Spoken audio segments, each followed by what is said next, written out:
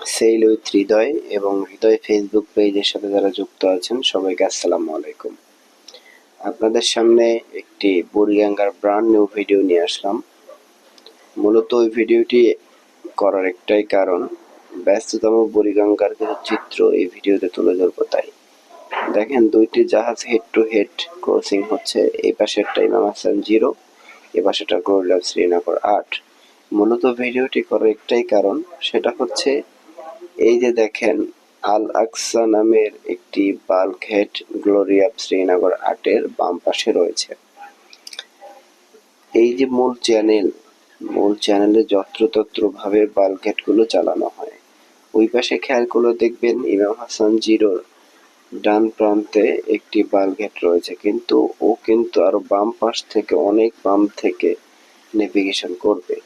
ইমাম হাসান 0 কিন্তু একটি বিপজ্জনক জায়গা থেকে নেভিগেশন করছে।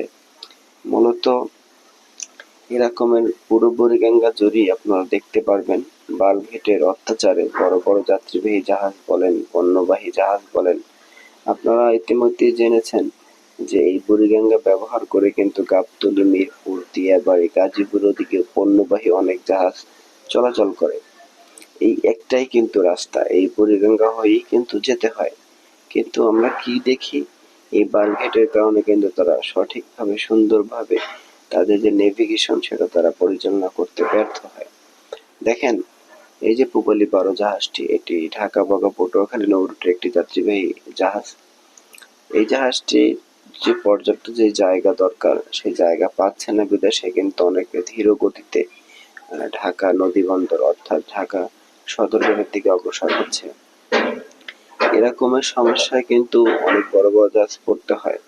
তো যাত্রীরা যে ব্লেম দেয় জাহাজ কর্তৃপক্ষকে যে অনেক দেরিতে আসে, এত সময় লাগে, এত টাইম নিয়ে আসার জন্য যাত্রী কমে যাচ্ছে। যাত্রী কমার আরো একটি বড় কারণ হচ্ছে এই নদীতে পর্যাপ্ত নেভিগেশন না করার ফলে জাহাজগুলো তাদের পর্যাপ্ত যে স্পিড, সেই স্পিড তারা তুলতে সক্ষম হয় না, বিধায় তাদের দেরি হয় আসতে। তার বড় কারণ কিন্তু এই বাল্কহেড। দেখেন, ওই পাশ থেকে বাল্কহেড আসতেছে ওর সামনে দিয়ে, পাশ দিয়ে।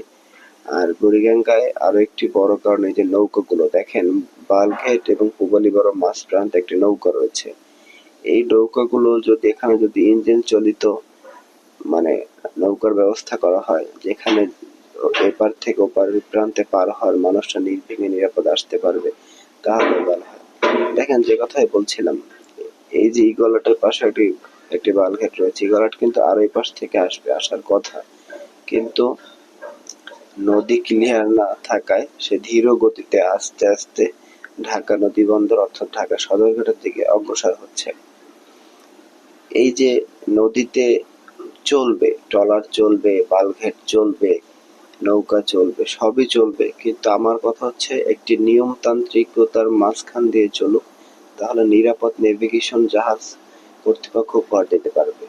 তো আমার এরকম ভিডিও এরকম আসতে থাকবে। তো আপনাদের এই ভিডিওগুলো যদি আরো পেতে চান, ভালো লাগে, আমার চ্যানেলটি সাবস্ক্রাইব করবেন। আমার একটি ফেসবুকে পেজ রয়েছে হৃদয়, সেই পেজটি ফলো দিয়ে রাখবেন। আসসালামু আলাইকুম।